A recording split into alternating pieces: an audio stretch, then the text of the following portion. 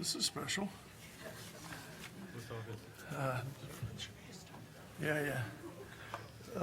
We will begin this morning's meeting. Welcome to the Franklin County Board of Commissioners General Session agenda for April 21st, 2026. We will begin this morning's meeting with the Pledge of Allegiance led by Commissioner Boyce. I pledge allegiance to the flag of the United States of America and to the republic for which it stands, one nation under God, indivisible, with liberty and justice for all. All right. Well, you may have noticed an influx of visitors this morning. Well, I'm sure we have a lot of visitors this morning for a couple of reasons, but the folks who just came in, before we begin our general session, this morning, it's a special morning for a couple of reasons, but one of them is because my colleagues and I are honored to be able to recognize somebody who sits generally in the front row every Tuesday morning, somebody who has been added to our midst for the last handful of years, who's been a phenomenal public servant for a long time. Jeanine Hummer, we want to honor her for her dedication to a lifetime of public service. Jeanine has recently been selected as a 250 Champion Honoree by the National Academy of Public Administration, and she has been a valued partner and leader in Franklin County for the work that where she has made a lasting impact on our community and the residents that we serve. We are grateful for her contribution and the commitment that she's made to not only Franklin County, but to her community of Upper Arlington for the last, I won't say how long, but many years, many years. And so we would like to honor her for her lifetime of commitment. And I would imagine that Prosecutor Favor would like to say a few words as well, as would, I'm sure, my colleagues here on the dais as well.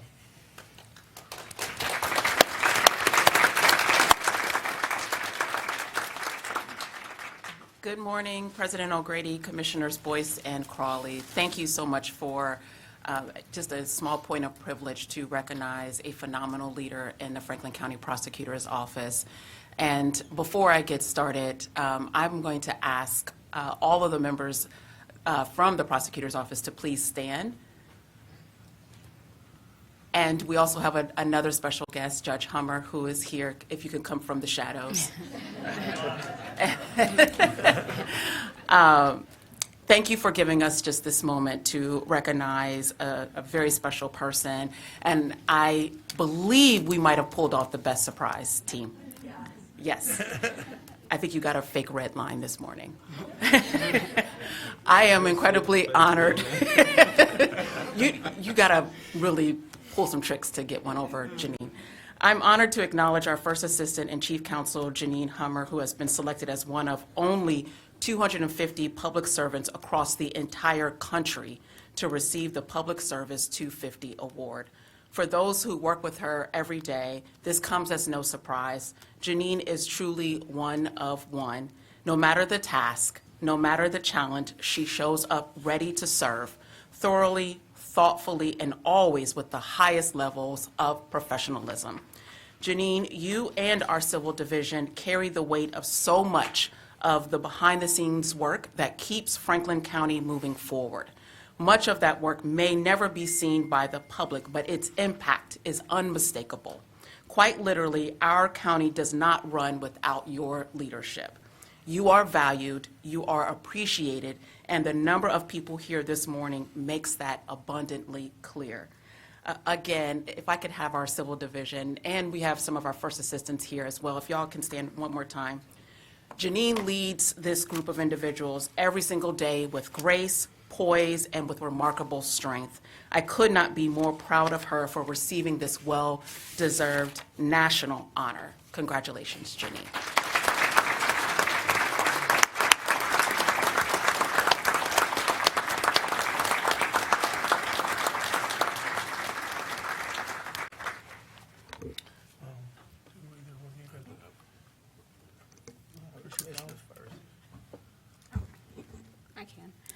Congratulations, Jeanine, on a well-deserved honor.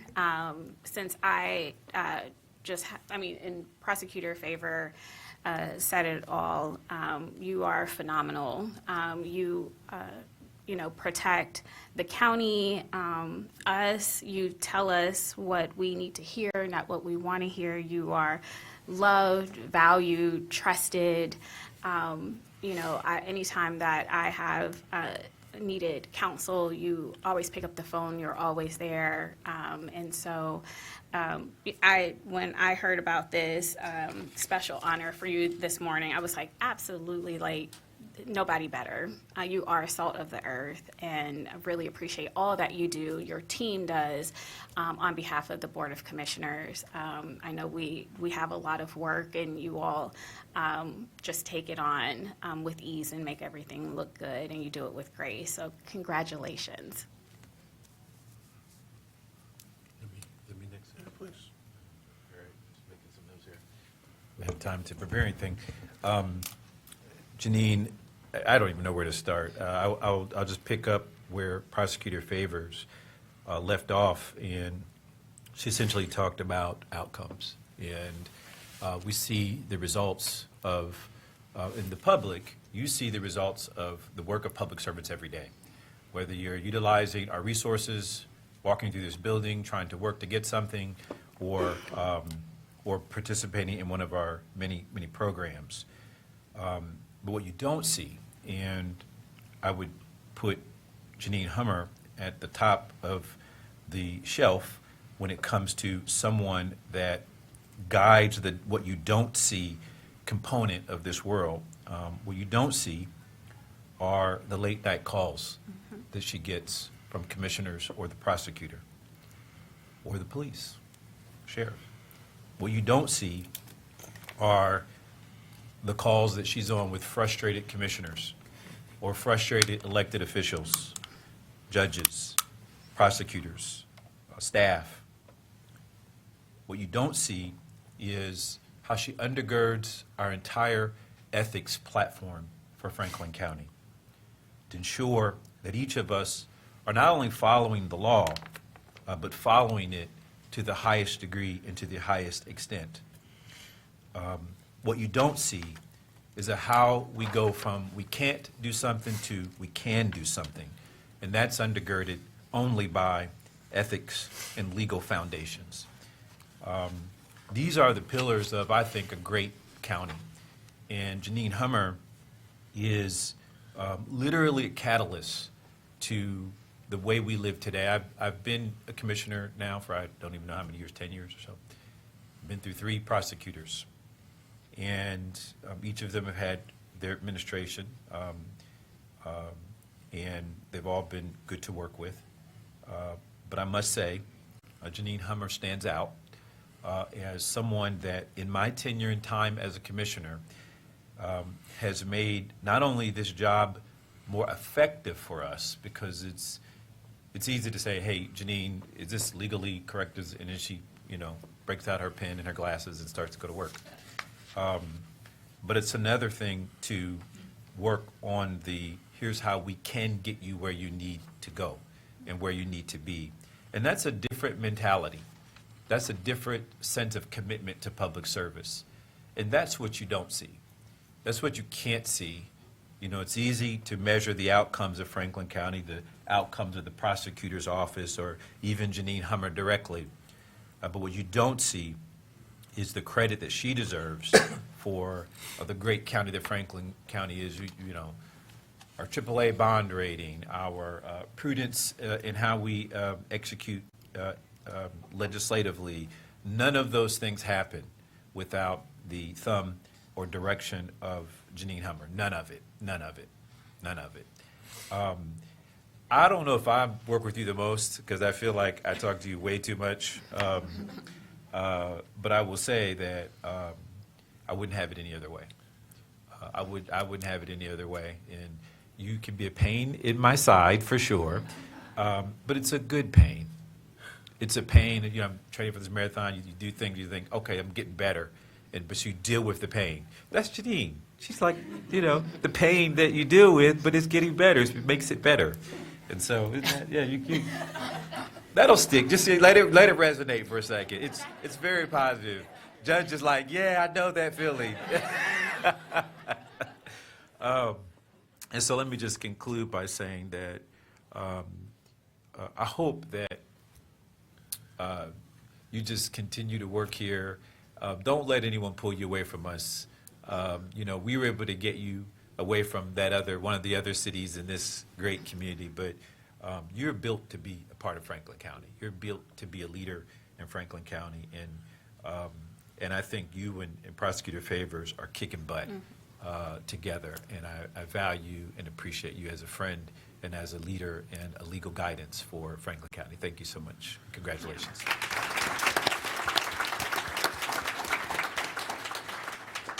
Commissioner, you work with her the most because Don't say it. Don't say it. because you're the biggest pain in her. Just don't say it. I said don't say it. I am. So all the things that everybody else has said, I don't need to say any of those, or repeat any of those things. You're fantastic. We all know that you're fantastic. Everybody in the room knows how fantastic you are. But I think the thing that I value the most about you is that you do it all in such a way that that makes it valuable and enjoyable for all of us. You do it all while talking about your husband and your kids. You do it all by asking us about our families and our kids. And reminding us how important those things are to us and to you. All the wonderful accolades and wonderful things that people have said about you today are all true, all wonderful, all great, But then you send me a text about my family. You send me a text about your family, and those are the things that make you special. Those are the things that matter, I think, that matter the most, because, there's a lot of great, things about all the people that we work with in here every single day. And Commissioner Boyce is right when he says, and Commissioner Crawley's right when they say you're at the top of that list. But the way you do it and the grace that you do it with, while still reminding us what's most important to all of us every day. So thank you. Thank you. So you got me totally surprised, and I'm going to figure out a way to get Prosecutor Favors back. I just want to say thank you, and thank you to my staff. I've always stated that being a public servant has been a privilege, that there's always a choice for who my boss selects to work for the county, or when I was in UA, my city council who selected me to serve. And I've always felt that was a privilege to be part of that world. If you told me that a daughter of immigrant parents who grew up with very simple means could be here before you today and receive such appreciation, it couldn't have been thought of or appreciated. I thank my husband, who doesn't like to show any type of appreciation for me, to come forward and be here. So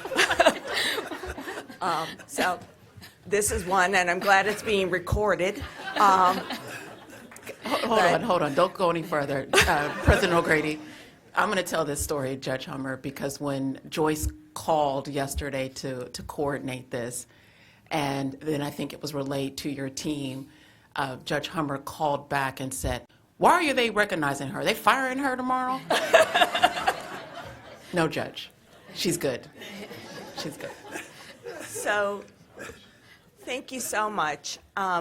Just one final note. I'm as good as the people who surround me, and the people who stood up here are my staff, my friends, my colleagues, and they make me look good. And so I appreciate that they have tolerated me. I put a lot on them. I tell them that, yes, we still have to do this, and we are going to do it, and I know you may not think we have to do it, but we are, and they always just come forward and they're soldiers. So thank you so much, and there's more work to be done and more pain to inflict, and I appreciate all of you.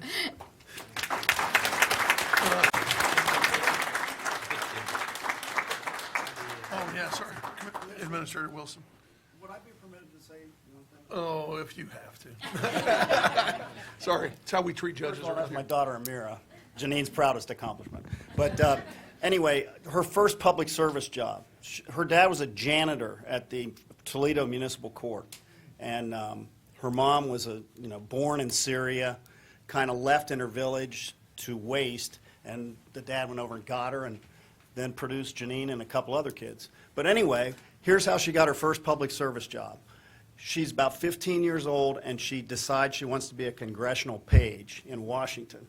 She goes up to the congressman in Toledo, Lud Ashley, and says, hey, I want to be your page. And he says, who are you? These are patronage jobs.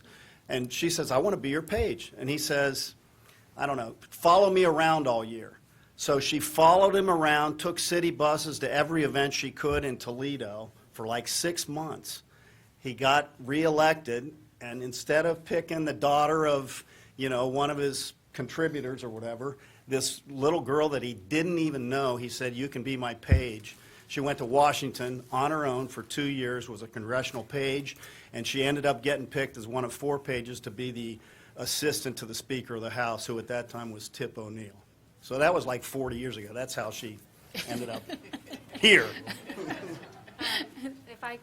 I'll be quick because I know you guys have a lot of important work, but going off of what you said, Mr. Boyce, the things you don't see, what you didn't see is my mom was a mom, so I saw her be a shining example of someone who could put their career not ahead of their kids, but be an amazing example of a career woman. So she was in the PTA. She ran fall production at my school.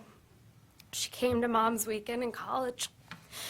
And when I was living in Minneapolis post-college and I was sad, she drove out 12 hours to be with me and then flew home that same night just to say hello to me. So those are the things that you don't see on top of her career that make her an amazing woman and an amazing mom. So congrats, Mom. I'm so proud of you.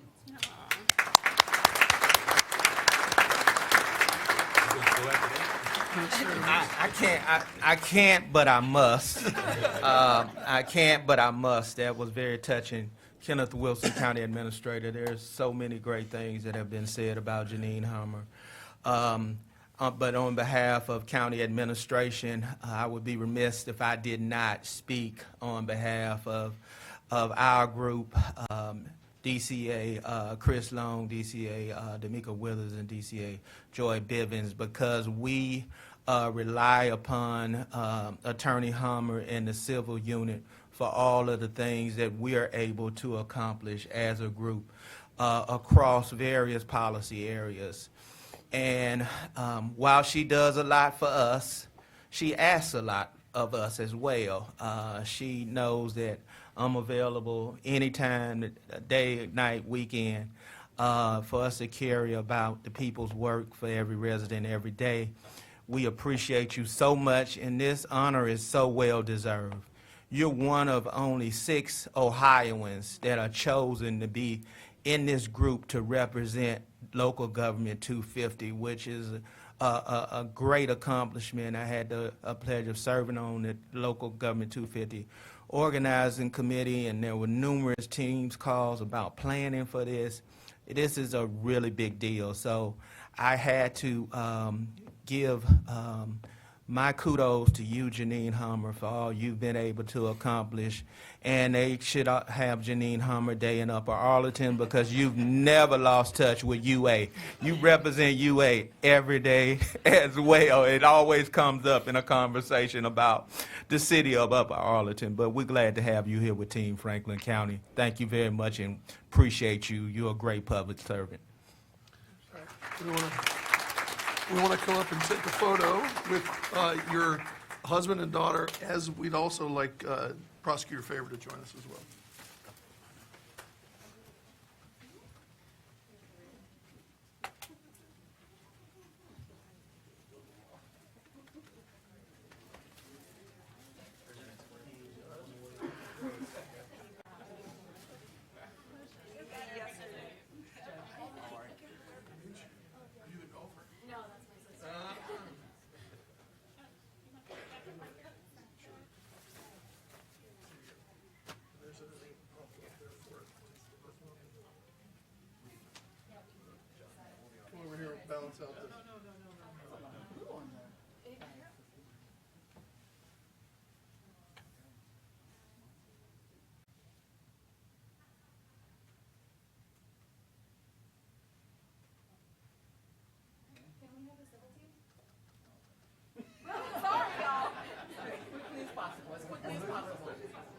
Oh, yeah.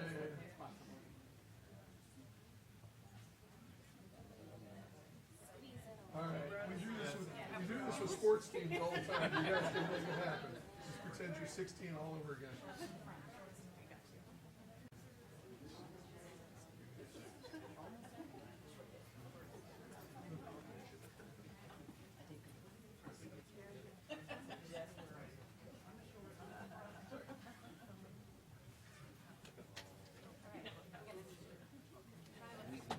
How's that Westbrook project coming?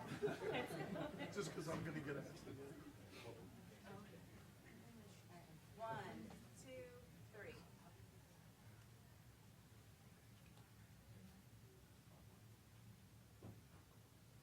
Thank you.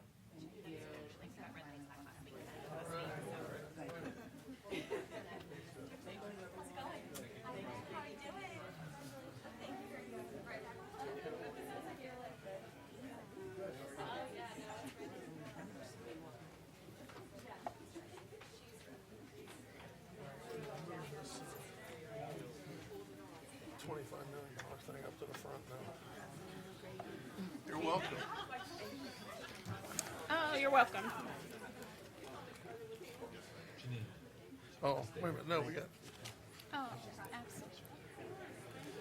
all right. On another important note, tomorrow is Earth Day, and it's a great reminder of the important work that's happening across Franklin County to protect our environment. Franklin Soil and Water Conservation District plays a key role in these efforts by helping residents and communities keep our soil healthy and our water clean. Joining us to share more about how to get involved in Earth Day activities throughout the county are Jennifer Fish and Corey Sedmak from Franklin Soil and Water Conservation District. Good morning, Commissioners, Deputy Administrators, and the rest of the team. Thank you so much for recognizing Earth Day 2026. When we protect our environment, it's not just about healthy rivers and all the beautiful wildlife we see around us. It's about supporting residents' health, livelihoods, and the safety of our county in a rapidly changing climate. With the help of the Commissioners, Franklin Soil and Water Conservation District tries to make every day Earth Day for our residents. Last year, we administered nearly $355,000 in local community grants that help keep Franklin County's water clean, including the County Commissioner's Urban Agriculture Critical Infrastructure Grant. These projects provide many co-benefits such as climate resilience, food production increases on local farms, and pollinator habitat. One such project is actually taking place right now as I speak. It's a joint project at Franklin County Children's Services property between the sheriff, the engineer's office, and soil and water, removing invasive species of plants that are a threat to our canopy here in Franklin County, as well as a threat to the health of our waterways. That is partially funded by our Conservation Stewardship Fund, and that fund helps make these kinds of projects possible. If you'd like to contribute to the fund, this week is a really fun time to do it. You can stop by the Original Goodie Shop in Upper Arlington. They are selling a special Franklin Soil and Water cookie. So Jennifer has brought some samples that are back on the table back there. $1 from each one of those goes to the Conservation Stewardship Fund. And they're super beautiful, and I promise they taste as good as they look. So pick one up for you. You guys better get some before Commissioner Boyce gets some. Yeah, healthy for the environment. It counts. I hope you have time to stop by a County Earth Day event. Clinton Township's annual Earth Day is April 26th, this Saturday from 10 to 2. You'll find me there handing out native plant seeds and talking to residents about things like rain barrels, native plants, and composting. or one of dozens of Earth Day events being put on by one of our close partners, Green Columbus. They operate the largest volunteer Earth Day event in the nation, getting thousands of folks involved all around the county in helping beautify the county. Thank you all, and happy Earth Day. Thank you. Thank you. Appreciate you guys being here this morning. Okay. So move on to the agenda then, and we will, for the purposes of this morning's agenda, we're going to move Resolution 25826 under the Board of Commissioners to the front of the agenda. So, sorry to the rest of the participants, but we're going to move that one to the front of the agenda because we have guests here, we have media here, and we have guests here that need to move on. So we're going to do that first, and then we'll go back to the top of the agenda afterwards. And I do know that we have some speaker slips on this agenda, so if we could begin by reading that resolution into the record and then have it briefed. Resolution number 25826, resolution authorizing a memorandum of understanding with Columbus Women's Soccer Holdings, LLC, establishing the terms and conditions for the county and NWSL Group to enter into one or more agreements relating to the funding of a training facility for a national women's soccer team, improvements to Scotts Miracle Grow Field, and payments by NWSL Group or an affiliated entity to the county to benefit residents of the county by addressing food insecurity and early childhood learning initiatives.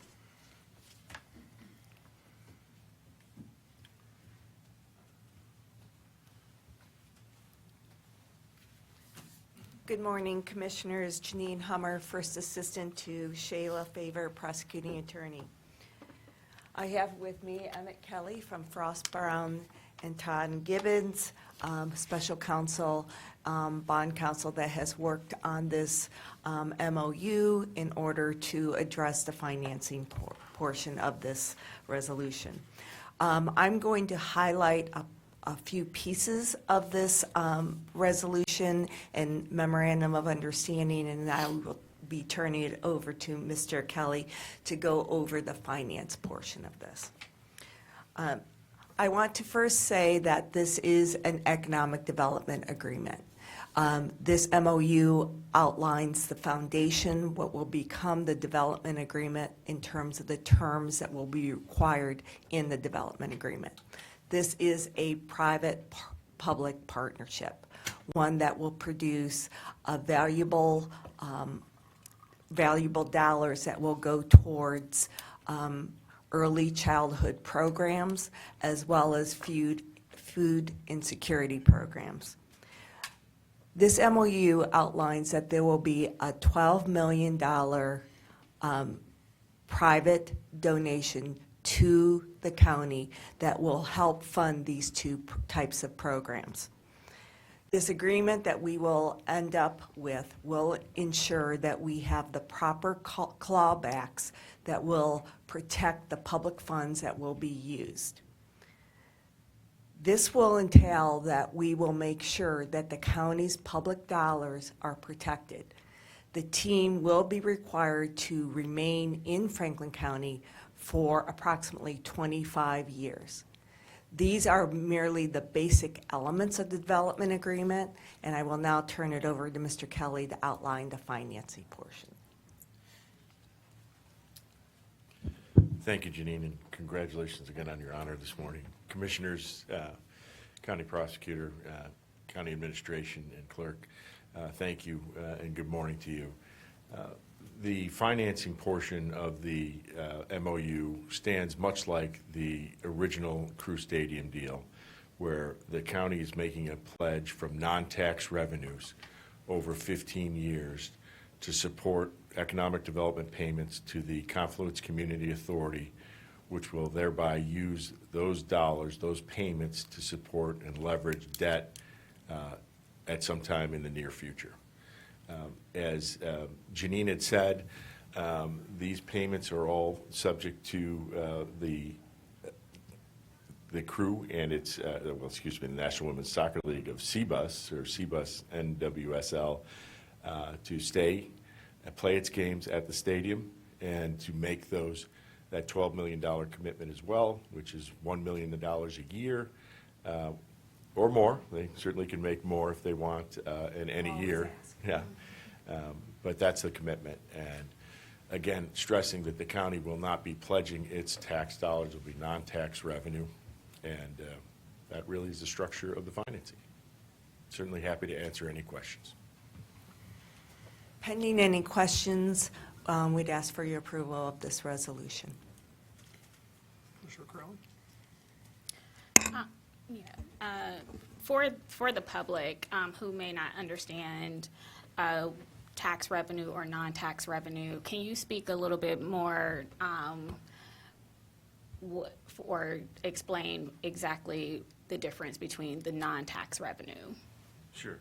and why that matters? Happy to do that, Commissioner Crawley. It certainly matters. There's different types of debt that you can have. There's general obligation debt, and then there's revenue debt, and then there's non-tax revenue debt. General obligation debt is based on the taxes that the county receives through its sales tax and property tax, and you can have what's called the general obligation, a full faith and credit pledge to the people that purchase your debt. Here, what we're using is non-tax revenue, so fees and other charges that by folks that use county services that are outside of paying taxes, those fees, permits, et cetera. It's a long list, and that is used to support the debt. So every year, the county commissioners will be asked to make an annual appropriation to support this through a payment to the Confluence Community Authority. So it'll be subject to your approval every year. And so that will not impact the county's security that's used for other general obligation debt. So we're not relying on the residents of Franklin County to pay this debt. Is that helpful? That is, thank you. And then since you mentioned that we would have to, it would come before us for payment every year, and we do have a $12 million commitment from the ownership group to come to the county for early learning initiatives, as well as food insecurity, or to address food insecurity. And that's supposed to be made every year as well, correct? Correct. And so should that commitment not be obligated, then we would not necessarily be obligated to move forward with any payments. Yeah, Is that correct? We certainly would work that into the details of the development agreement and move forward positively that we don't expect that ever to happen. Everybody's going to be good partners. But yes, that would be certainly accounted for in the agreement. Okay. You indicated what our investment is to be used for. Can you restate that again? I think Commissioner Crawley would love to spend time on what it's going to be used for.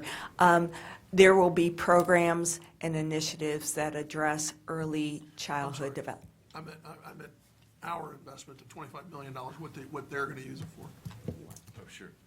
Yeah, they're going to use it for, Commissioner Grady, they're going to use it for improvements that are required by the National Women's Soccer League to the Miracle Grove Field to support women's soccer, and also to build a training facility for the women's soccer team as well.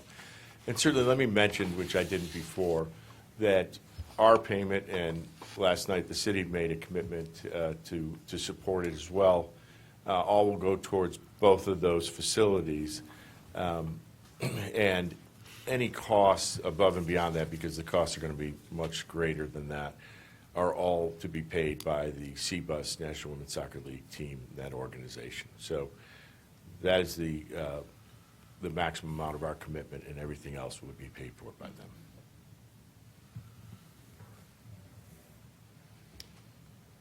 Any other questions? I don't have any questions. We had some speakers. We do, thank you, Mr. President. We have 4 that will be speaking today. First, I would like DJ Byrnes to come up to the podium. Did he step out? He's right here. Oh, here he is. So, Mr. Byrnes, you'll have 3 minutes to speak. You'll see the time that is next to the monitor there on the screen, and I'll let you know when 1 minute remains. You can begin whenever you're ready.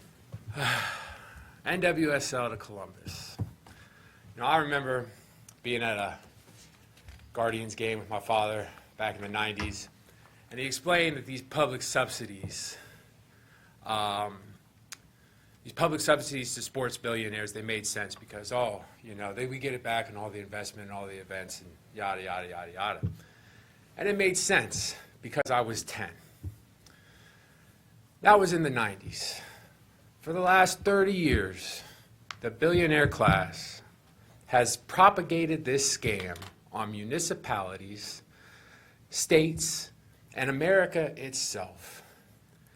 And if you look at the research, it's a scam.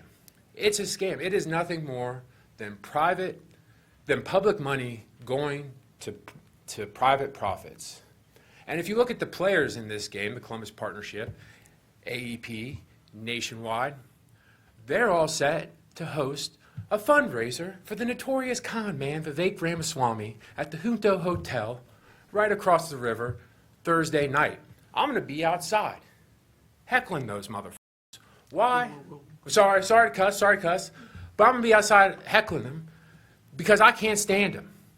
I have hatred in my heart for what they are doing to this city and this county. And you guys stand up here, you sit up here every day. Every day you see the effect of what the Republican junta is doing to you guys. The choices that they force upon you because they're not taxing the rich, they're not taxing the corporations properly. And you guys want to sit up here and cry about all these tough cuts. Oh, we got to tighten our budget. We got to tighten our budget. And then here you are in bed with these same billionaire crooks stealing $25 million of money. What could $25 million do for this city? I think everybody in this room knows. And yet you guys are up here further propagating the scam. And like I said last night at City Council, at least at the State House, when our surly grandfathers go to stomp on trans children and rob the poor to give to the rich, at least they're not crying about it. At least they're not weeping about it. At least they're not sitting up there spewing a bunch of woke nonsense, acting like, we can't do anything else. Do something. People in this city are struggling. I can take you to the west side right now and show you how $25 million could be spent rather than some AstroTurf campaign with a bunch of stooges. Sorry, Mary, but you work for crooks. A bunch of stooges coming up here and pretending that this is some opportunity. Maybe in a perfect world it would be. But you're going to follow the mayor, you're going to follow these corporations, you're going to allow them to elect a billionaire who is campaigning on abolishing income tax, slashing property tax, bankrupts you guys. You guys will still have a job.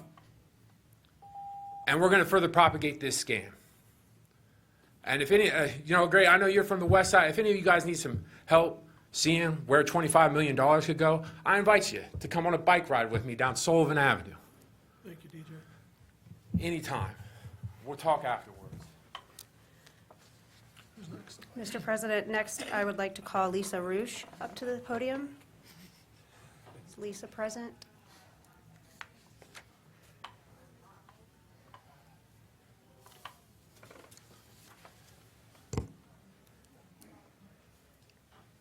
Again, Lisa, you'll have 3 minutes to speak. There's a timer right next to the monitor there for you, and you can begin whenever you're ready. Good morning. Welcome. My name is Lisa Rusch. This is my sister, Lindsey Rusch. We do everything as a team, so I thought we'd do it today. I wanted to thank you for the opportunity for us to speak today. We are small business owners here in Columbus, Ohio. We own a restaurant, Brekkie Shack, together. We're former college soccer players, and we spent 8 years coaching youth athletes in the crew system.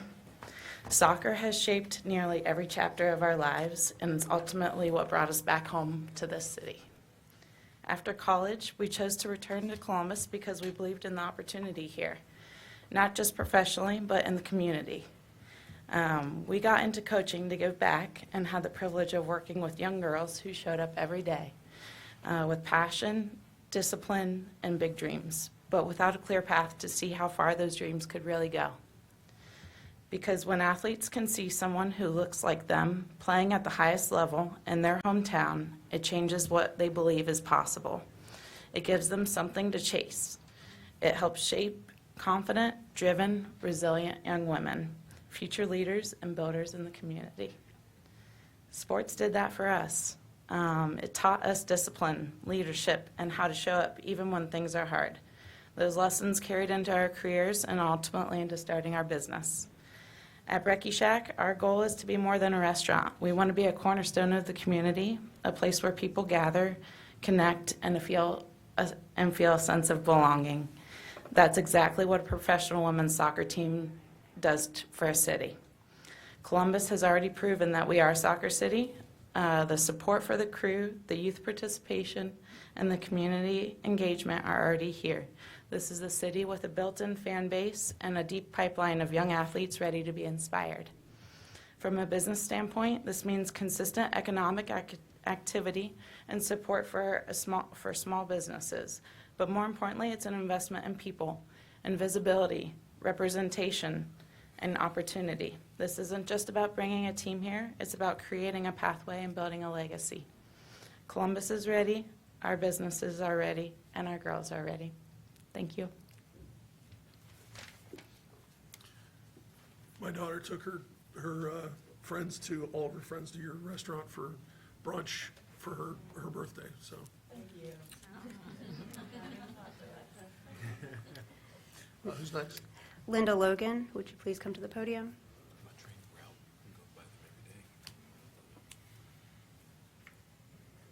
Good morning. Good morning.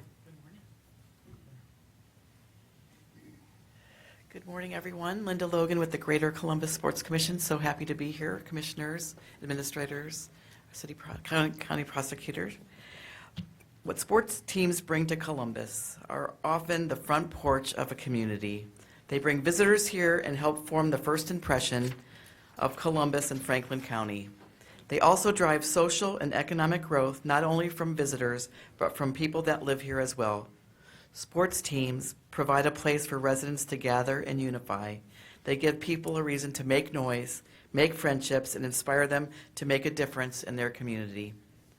We are so thankful to Franklin County and the City of Columbus for recently supporting our attempt to keep the Columbus Fury in our community. The Fury are a charter member of the Major League Volleyball League. They're the only current top-level professional sports team in Ohio. If we get an NWSL team, Columbus will join markets like New York, Atlanta, Las Vegas, Chicago, and Dallas with 2 or more professional women's sports teams. Soccer is Columbus. The Crew have been here since the very start of the MLS, and they are one of the league's most successful franchises. 3 simple words still speak volumes about our community's support for soccer. Save the Crew. Columbus shows up for soccer, and the soccer world knows and trusts Columbus time and time again. We've hosted 3 MLS All-Star games. We've had our national team events here 28 times. We've also have Ecuador coming this summer for their World Cup training center. And then most importantly, girls and women in sports has been a really big push in our community for the last few decades, and most recently with the launch of Ignite Her Columbus.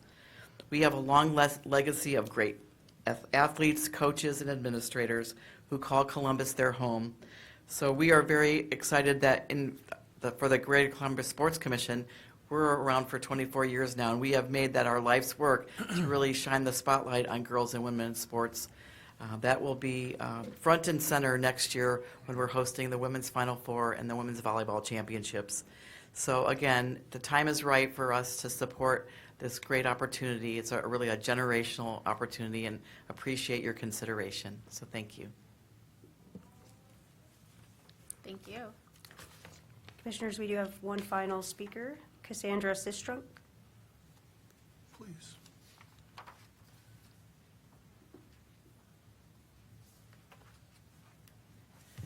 Good morning, Commissioners and County Administration. And first, thank you for the opportunity to speak today. My name is Cassandra Dickerson Sistrunk, and I suppose I'm here for a few reasons. First, I am the Senior Director of Soccer Growth Strategy for the U.S. Soccer Federation, and while that detail is relevant, it is not why I'm here today. I am also here because I am a former captain of the Ohio State Women's Soccer Program, and as a downtown Columbus resident who walks to her professional sports teams on game day, the same way I walked over here this morning. Because of these core elements of who I am, I care deeply about what Franklin County decides about bringing an NWSL team to our city.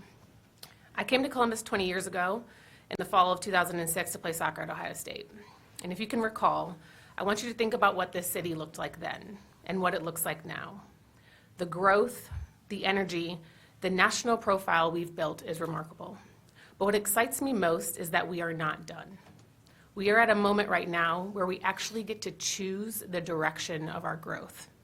And I can't think of a more meaningful way to signal where Greater Columbus is headed than by planting a flag in women's sports at this particular moment in history. Because this moment is real. It is real just like the way Title IX gave the United States a head start over the rest of the world in building opportunity for girls and women in sport. And we have led ever since. We are experiencing right now in women's sports in this country feels like the next version of that. A new era, real investment, real value, real cultural evolution. And Franklin County has the opportunity to put Greater Columbus at the center of it. There is no better symbol of this era than the NWSL. The NWSL is not an emerging league looking for a chance. It is the premier women's professional soccer league in the world. And the sport itself has never been more popular in this country. Soccer recently overtook baseball to become the third favorite sport in the United States, driven by youth participation, international presence, and the momentum of the 2026 World Cup coming to our shores. The audience is here, it is growing, and it is looking for a home. When a city gets a NWSL franchise, it doesn't just get a team. It gets a signal sent to the rest of the country about the caliber and the type of community we are and want to be. Columbus has built a reputation in the soccer world because of the crew and the special moments we've hosted over the years. An NWSL team doesn't just add to that legacy, it completes it. It makes Greater Columbus one of the few cities in this country where the full story of American soccer, men's and women's, is being written at the highest level.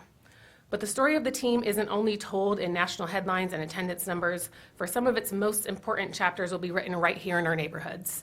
Franklin County is one of the most beautifully diverse places in this country.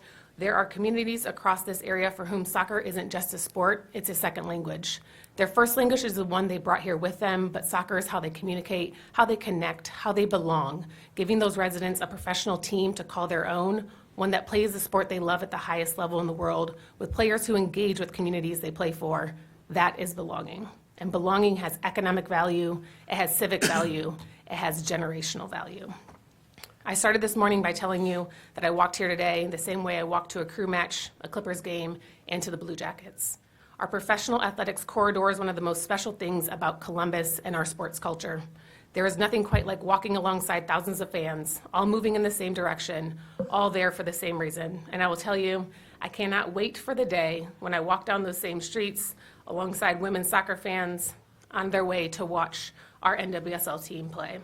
That day is close, and commissioners, you can help make that happen. Thank you. Thank you very much. Thank you. Okay. I know Commissioner Crawley had a few words that she wanted to say. Yeah.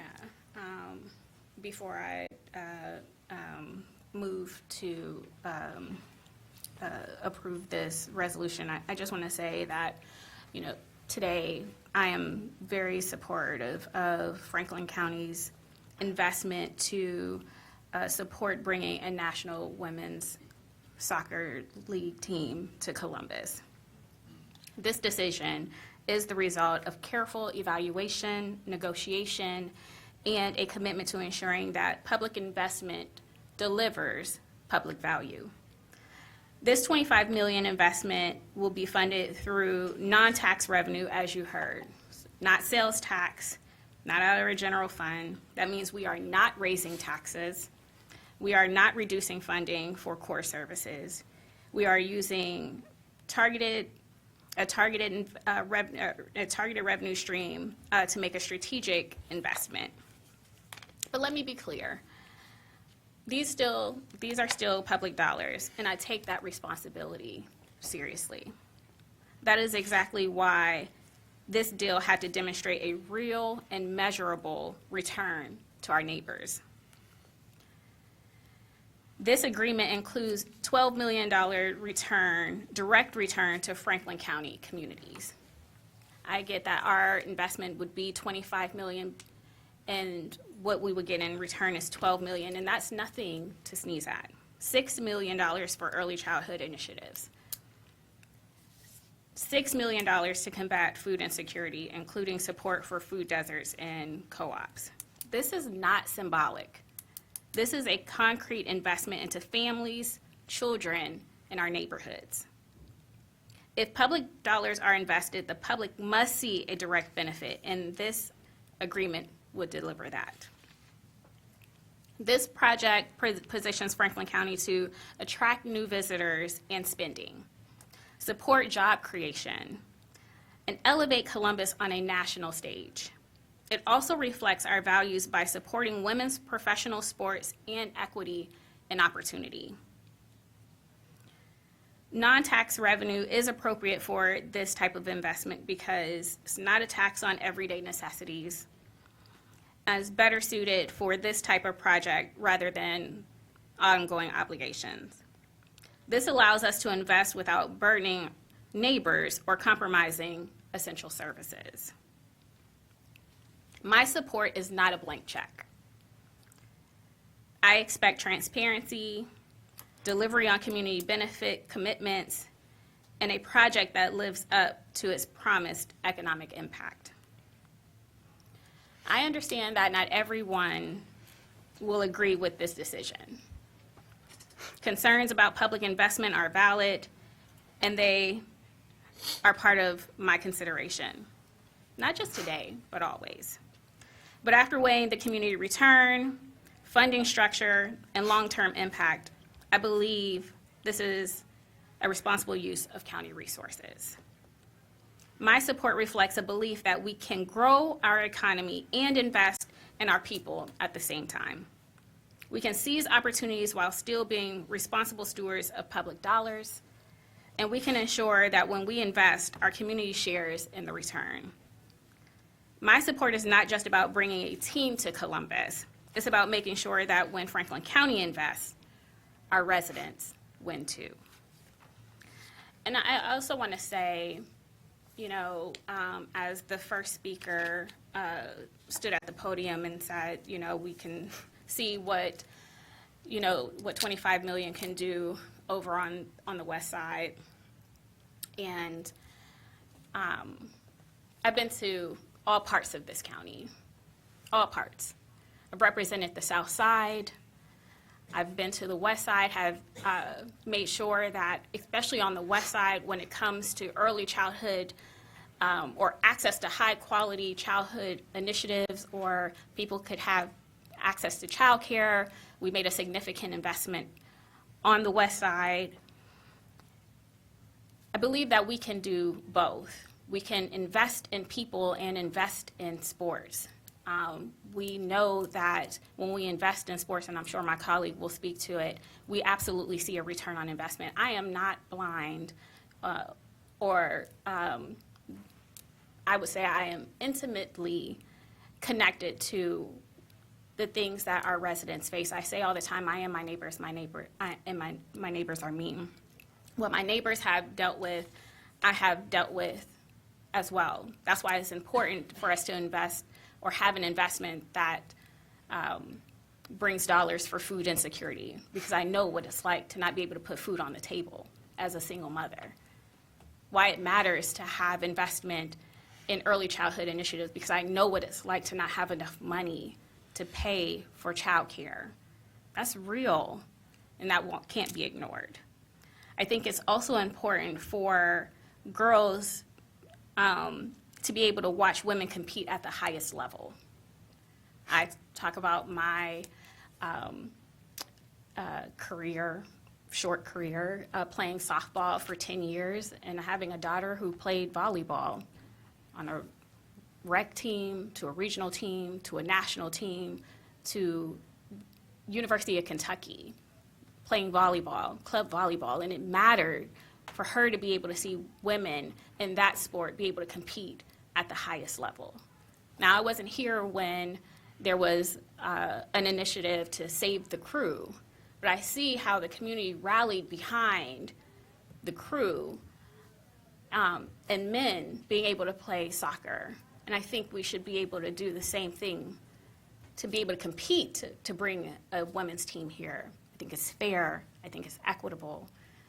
I don't believe in a false choice that it's either, we just support this and then we don't support our community, or we're somehow taking something away from our community.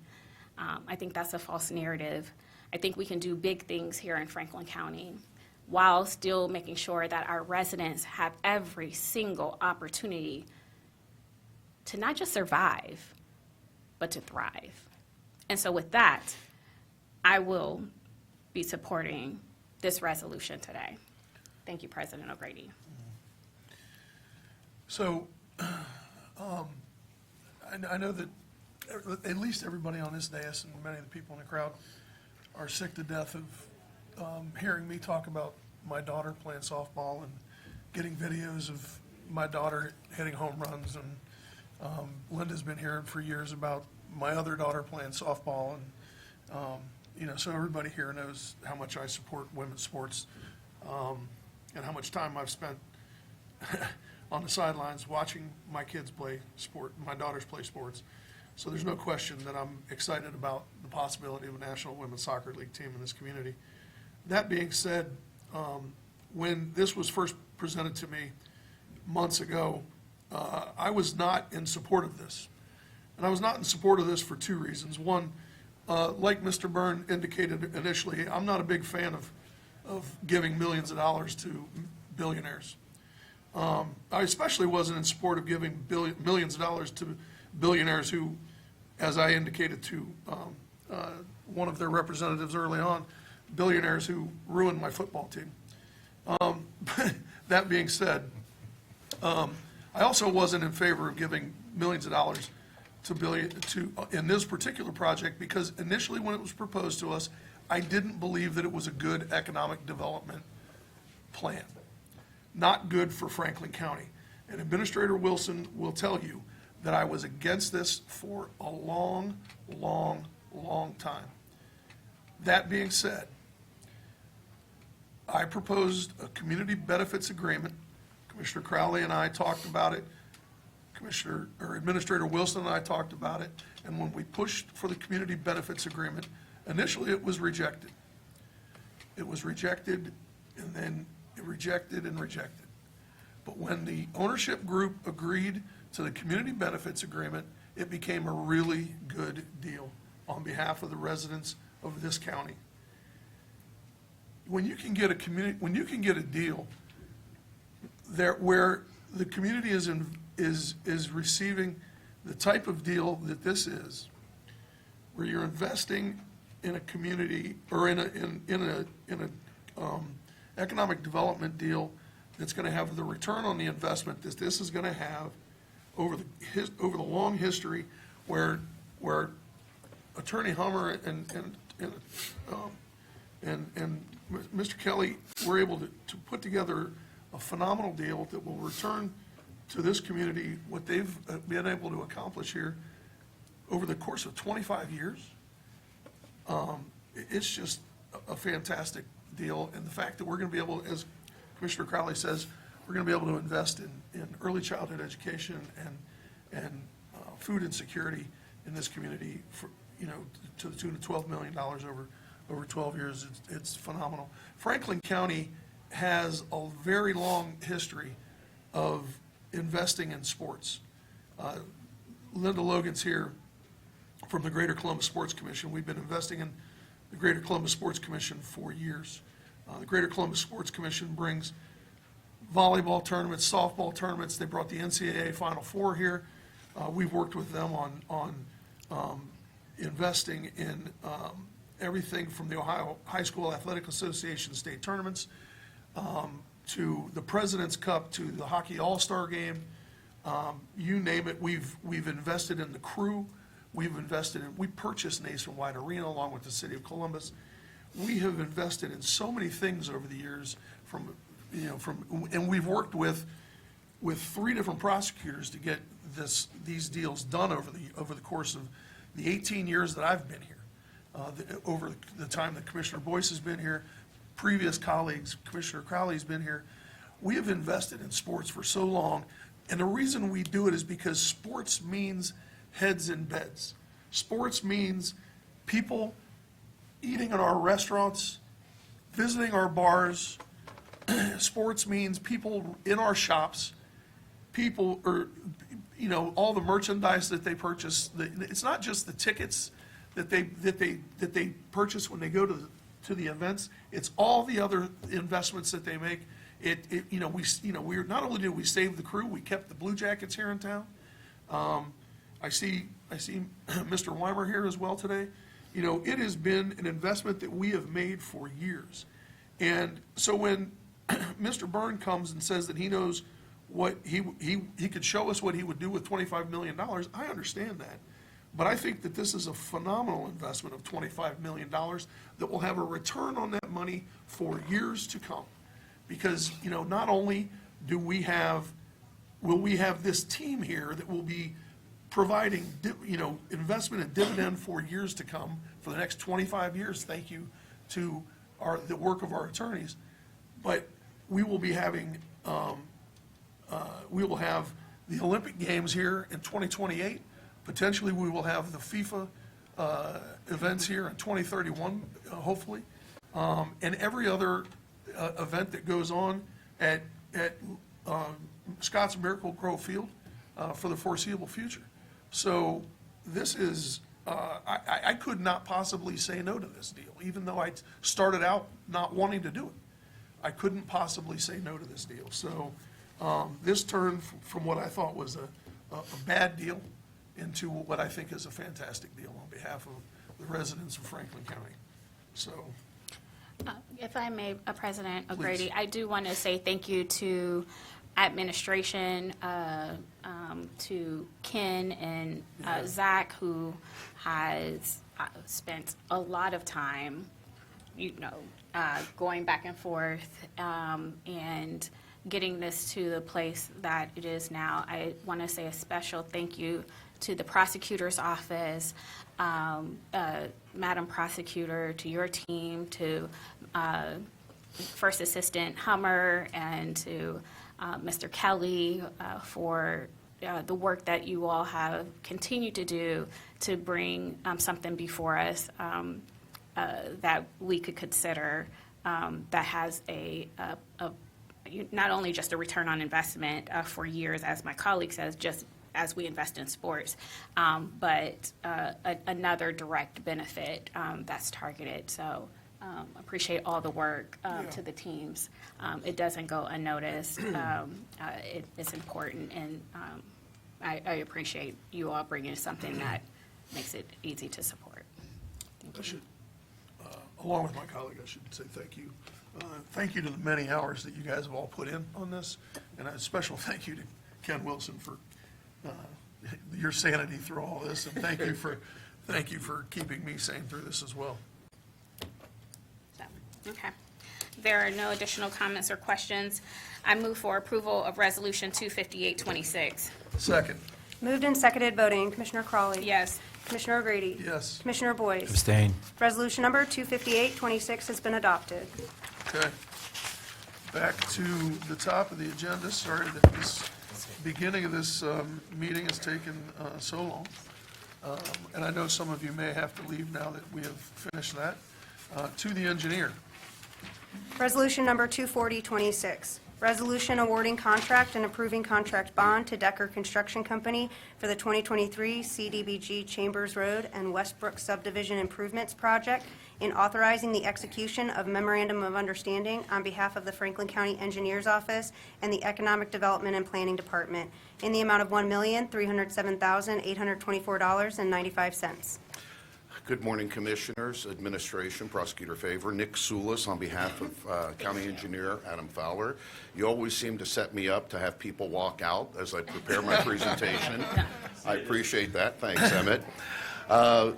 Commissioners, if I may just take one brief moment to make a comment about Jeanine Hummer. I've known Jeanine for many, many years.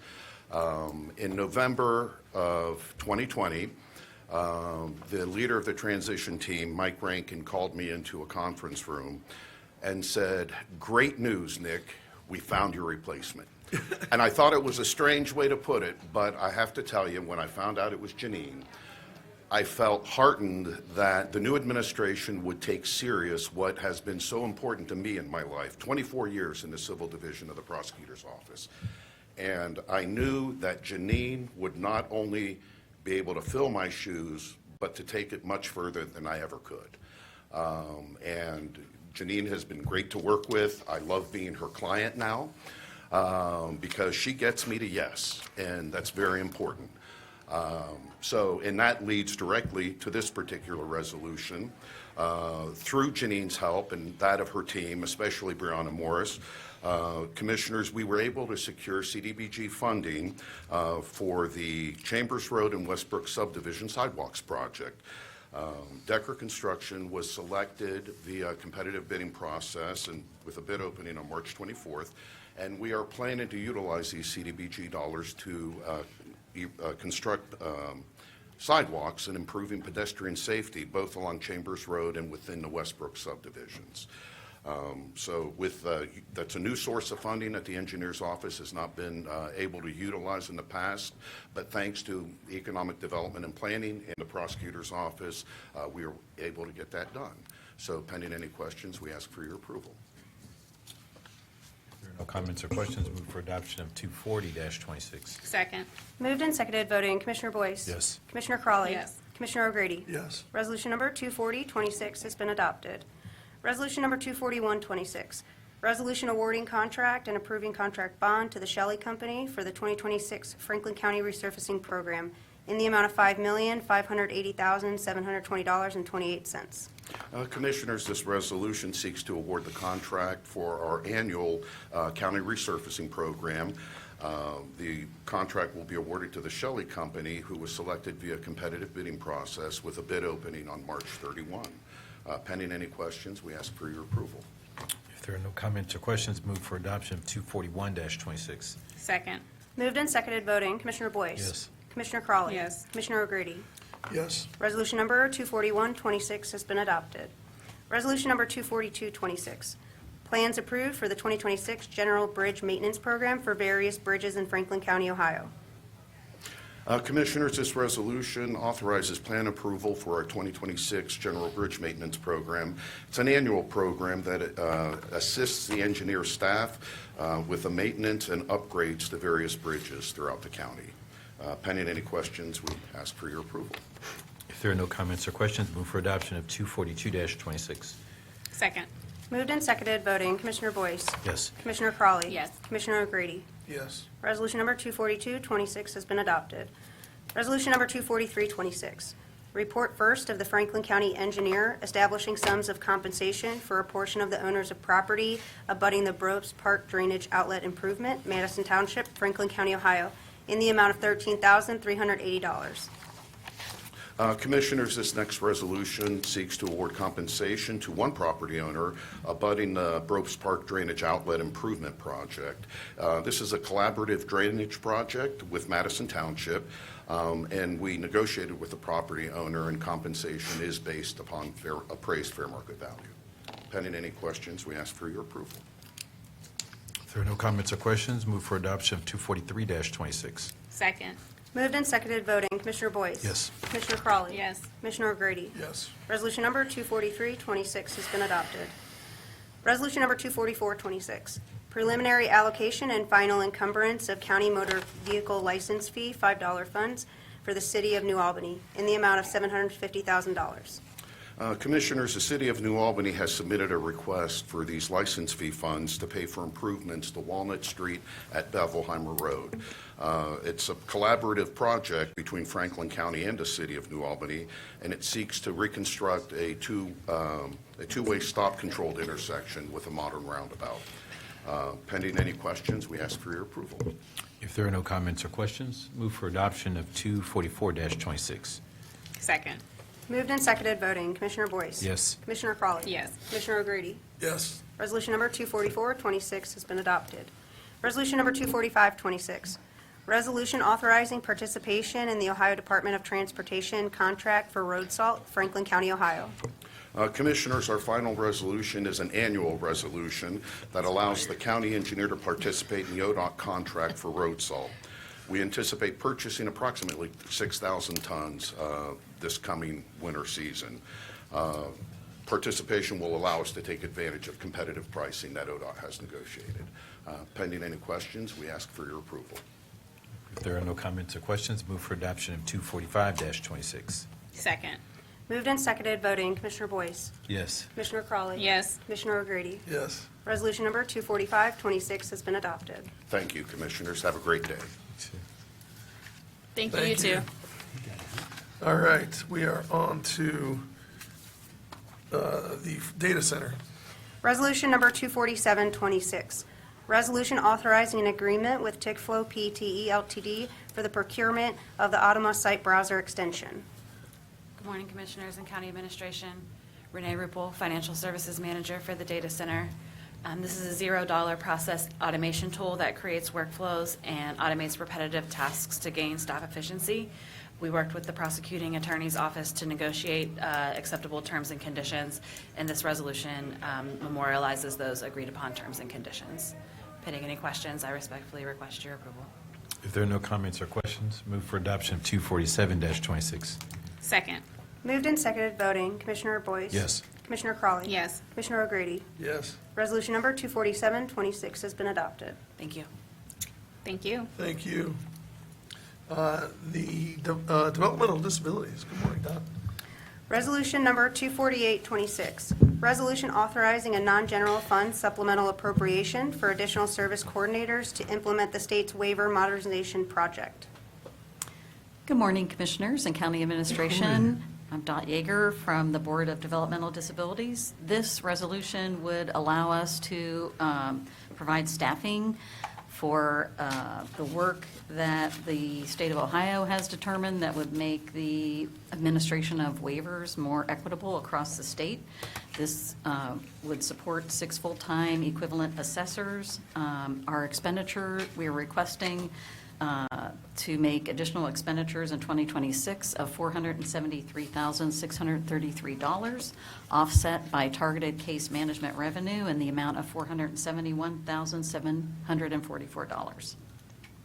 There are no comments or questions, move for adoption of 248-26. Second. Moved and seconded, voting. Commissioner Boyce? Yes. Commissioner Crawley? Yes. Commissioner O'Grady? Yes. Resolution number 24826 has been adopted. Thank you. Thank you. All right, thank you very much. We are on to Economic Development and Planning. Resolution number 24926, resolution authorizing the county administrator to execute an agreement with Stantec Consulting Services Incorporated for floodplain review services in the amount of $15,000. Good morning, Commissioners. Planning Administrator Ramir Fitzpatrick with Economic Development and Planning. This resolution seeks your approval for an agreement to engage Stantec Consulting Services, Inc., a local engineering firm, to provide floodplain review services and analysis for compliance with applicable Franklin County regulations and Federal Emergency Management Agency, also known as FEMA, standards in the amount of $15,000.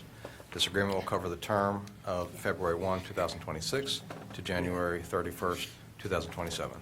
Pending any questions, EDP respectfully requests your approval of this resolution.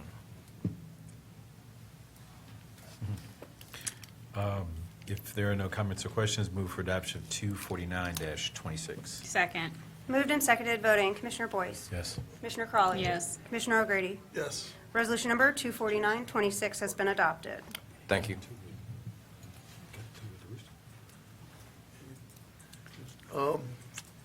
Economic Engagement and Community Development. Resolution number 25026, resolution authorizing a grant agreement with Columbus Fashion Alliance to support the Ready to Work 2026 Workforce Development Program in the amount of $1,400,000. Good morning, Commissioners and County Administration. Andrina Austin, Director of Economic Engagement and Community Development. Commissioners, I'd like to thank the Office of Economic Development and Planning and also the Prosecuting Attorney's Office for their collaboration on two of the resolutions being presented today. The first authorizes a grant agreement with the Columbus Fashion Alliance to support the Ready to Work 2026 Workforce Development Program in the amount of $1,400,000. The Columbus Fashion Alliance continues to expand by providing innovative training and access to real industry opportunities through multiple program tracks. Participants will gain hands-on experience, earning industry credentials, and connecting to employment pathways.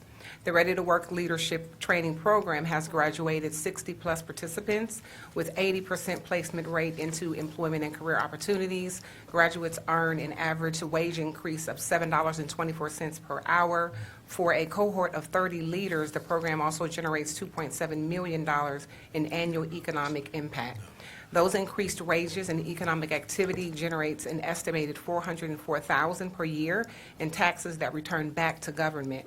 One of the core programs is the Retail Leadership Boot Camp, which offers short-term intensive training aligned with the National Retail Federation standards. It serves about 30 participants annually with a goal of 70% being placed into jobs within 3 months.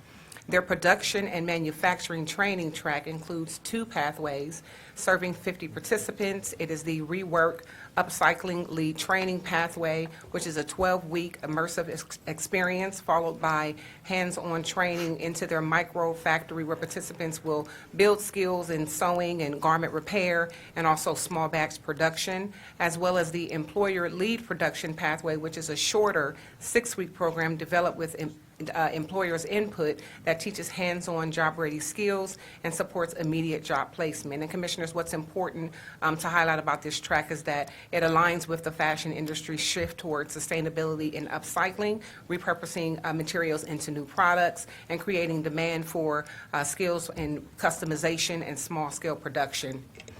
Finally, the CFA offers the Entrepreneurship Launch Lab, which supports about 30 emerging businesses each year with mentorship, training, access to capital, which will help them launch and grow their own businesses. To date, 54 of those brands have participated. 5 of those successful brands generate about $500,000 annually in economic activity.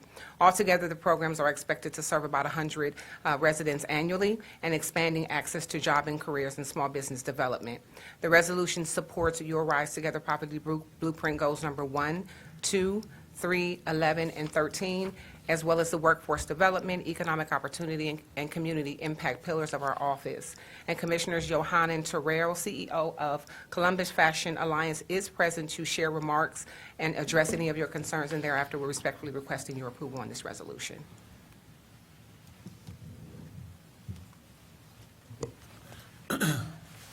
Thank you, Director Austin. Good morning, Commissioners. Good morning, Deputy Administrators. Good morning, everybody. Thank you for your time this morning. I wanted to know if I could share some information with you guys that I'm pretty excited to share with you. I know it's been a long session, but I got some good stuff to share with you, if that's cool with you. Okay. All right.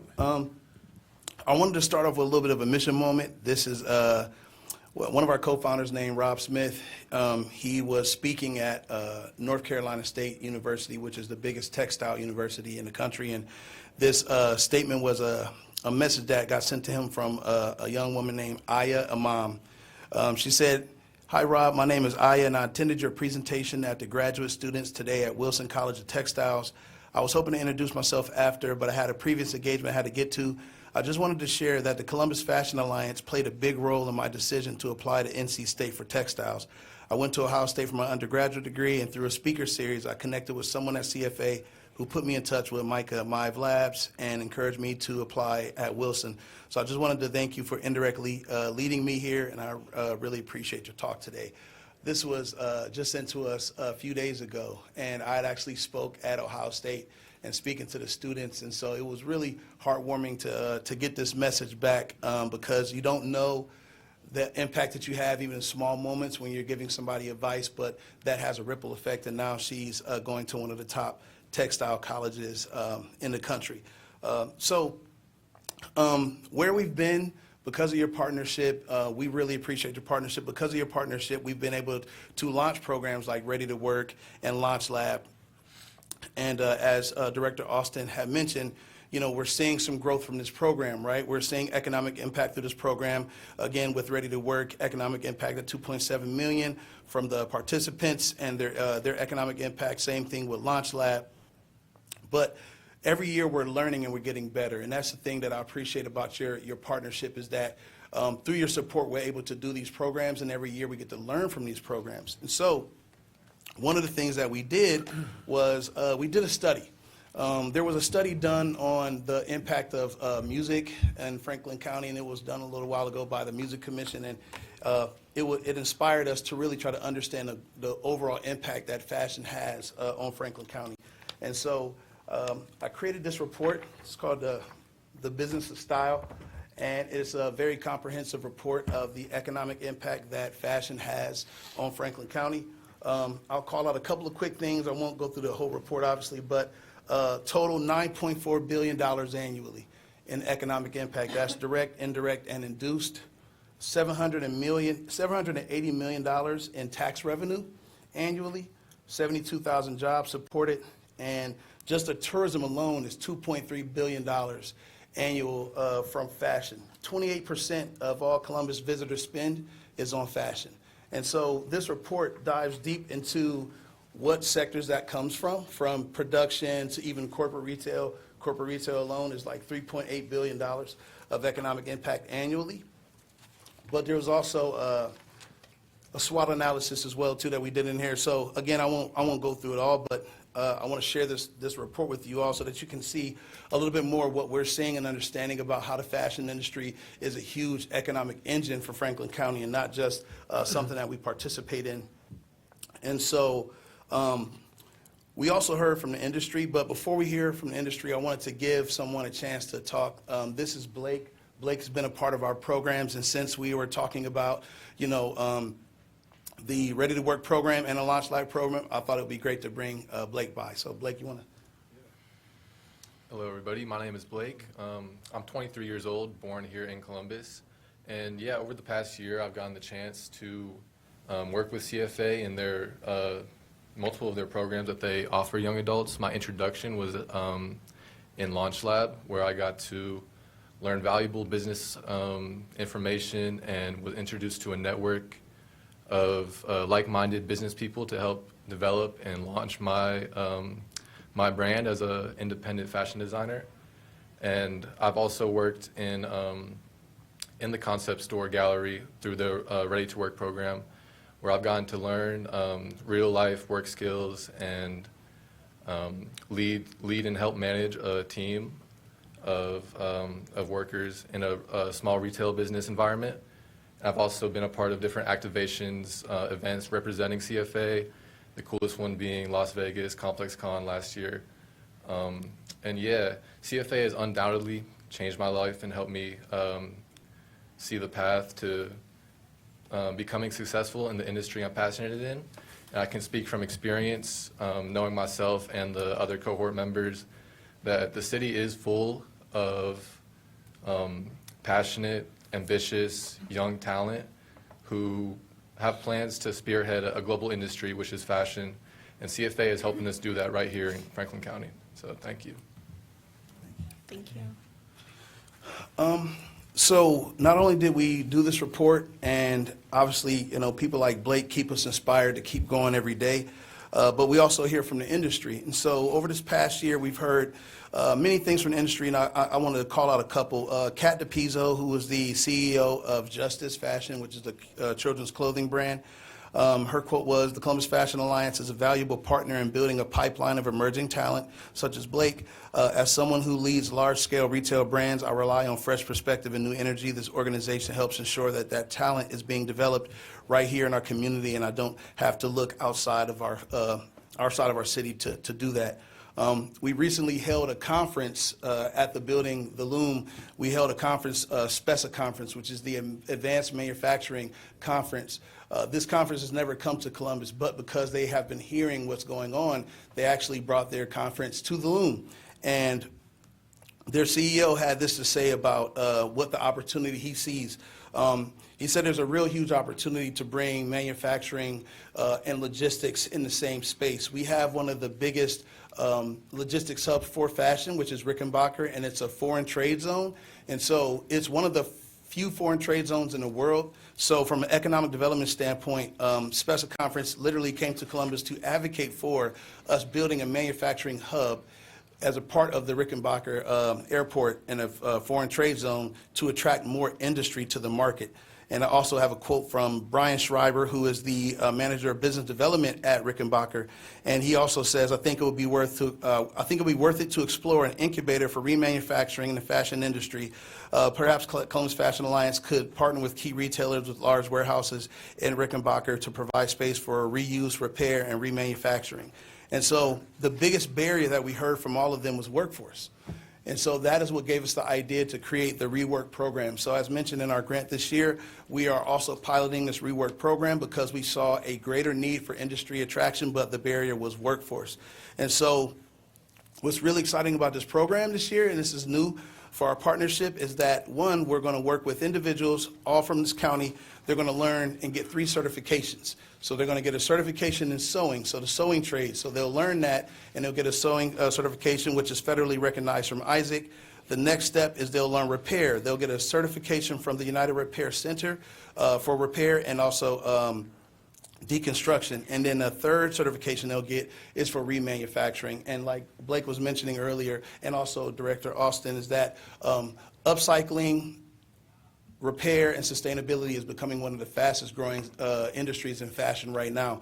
And so what we're doing is we're building the infrastructure to even lead in that space. And so I just wanted to share all of this with you, is that we're looking at the numbers, we're listening to employers, we're listening to the audiences, and we're listening to our customers, and we're constantly improving. And because of our partnership, we're able to keep doing that. So lastly, I'll just say that the few key recommendations that came out of this report, and this report has a lot of good information in it, so I'm excited to share it with you, though. But the three top recommendations that came out of this report was, one, develop a downtown fashion hub. And because of your support, we are actually doing that right now. So I have an invitation to our first open house that I would love to give to you guys. May 23rd is the first. We're about 25% done building the Loom, but we're actually activating as we speak. So we're going to build as we go, but make impact while we're building. The second recommendation was grow the tourism share. Since fashion is such a huge tourism driver and it's a huge economic driver, we've actually partnered with Experience Columbus. And so Experience Columbus, I happen to serve on that board as well too, but they're actually platforming and lifting up the fashion conversation in all of their marketing. So you'll start seeing fashion be highly indexed in all of our external marketing from Experience Columbus. We actually have a bunch of national writers coming to the city this month to come and meet with us. And the last recommendation was invest in the talent pipeline, and that's what we're doing together. So through your partnership, we are able to create these programs like Rework, attract industry to the region, and also create a new line of economic output that we can have from the county. So I believe we have a great chance to grow this $9.4 billion to $12 billion through initiatives like these. And it takes time to build infrastructure, and I'd just like to thank you for taking the time to keep investing. And not only us, we're not investing in the programs, we're investing in the infrastructure, and that's placemaking, that's workforce, and that's economic industry attraction. So I just wanted to thank you guys for always supporting and giving us a chance to have impact both locally, but also grow the economic impact opportunities that we have here in Franklin County through fashion, and do it in style. Thank you, Yeah. President O'Grady. Thank you. So last year, we we invested in Ready to Work in this workforce development program. Can you tell me how many participants came through?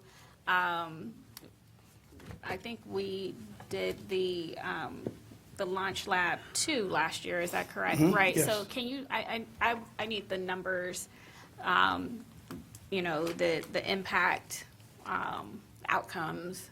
Yeah, so that's what we kind of talked about. In the beginning, we had about 48 participants come through the Ready to Work program, and the placement rate was 80%. And You we said also, placement was 80%? yes, placement rate was 80%. Okay. And we also had 30 participants go through our Launch Lab program as well, and we just started our third cohort of that too as well. And so those numbers that Director Austin talked about earlier are also in this report on its back page right here, so you can see numbers of what that economic impact looks like. But for every group of participants that go through the Launch Lab program, it brings about $500,000 from that program alone, the economic impact for those brands. That's only tracking 5 of those brands successfully. And then from the participants that are in the Ready to Work program, again, that economic impact is,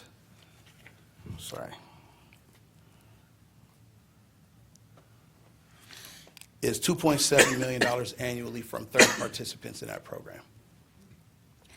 And so for the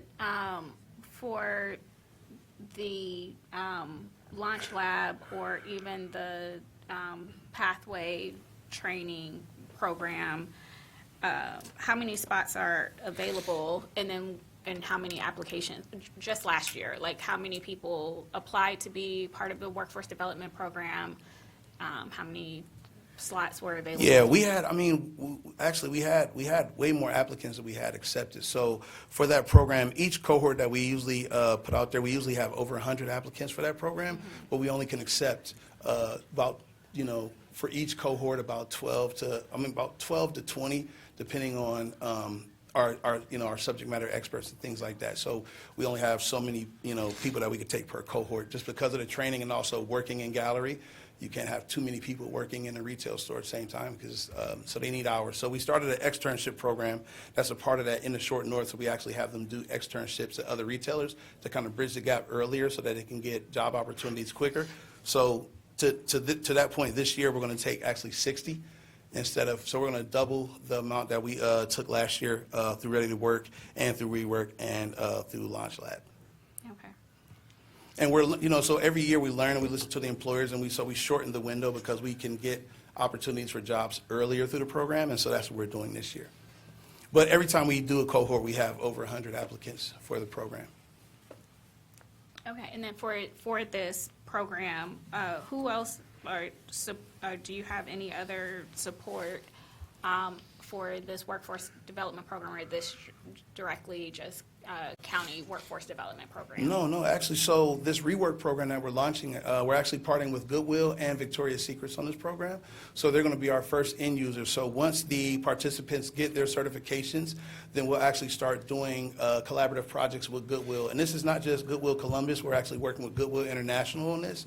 So they're going to be participating on the back end of the certification. So once we have those certifications distributed through the program, we'll actually work with them to actually rework and upcycle their garments that they're going to resell in their stores. And with Victoria's Secrets, they're doing the same thing. They want to start a repair program. And so they're going to leverage this program to do the repair services. So if you think about Rickenbacker, a lot of distribution comes from that. So if you imagine we can make it here, ship it here, it also can get returned and repaired here and shipped back out, which is a logistics thing. That's why a lot of brands don't do it. But with this plan, we can actually do that because we have the logistics hub. So that's what this program is really solving for, is that type of workforce to open up things like repair services for companies like Victoria's Secrets. Okay. Thank you. I was about to ask that question that you asked, so I don't have any questions now. You were going to ask a question about Victoria's Secret? Perhaps. No, about essentially the sustainability. How do you move beyond county funding, and I think you laid that out, by highlighting those relationships on the back end, the users. I mean, it's so important that nonprofits are really focused on self-sustainability, and so I'm glad you identified that. Good question, Commissioner Crawley. So. And Director Boyce, Commissioner Boyce, I'm sorry. Commissioner Boyce, to that point, the opportunity that Franklin County unlocked for us to purchase the building is a huge part of that sustainability. The Columbus Fashion Alliance went from 4 income streams, which was grants, donors, and sponsorships, and some retail, to now 9. So now we have 9 streams of income that include the loom. So you have event rentals, we have leases, we have memberships, we have production services through the Rework program. And so that alone is going to unlock a lot more sustainability for the organization, and that allows us to really focus our efforts into understanding where's the biggest opportunity for economic growth, and then putting the focus in those programs, our impact programs. So we're moving into a new phase with the loom and with us building this placemaking model, and we wouldn't be able to do that without the county. So I just want to thank you again for your support, and last year really coming through for us to build this, because it was a very necessary asset that the fashion industry needed, and we're already seeing the results of that. Thank you. Yeah.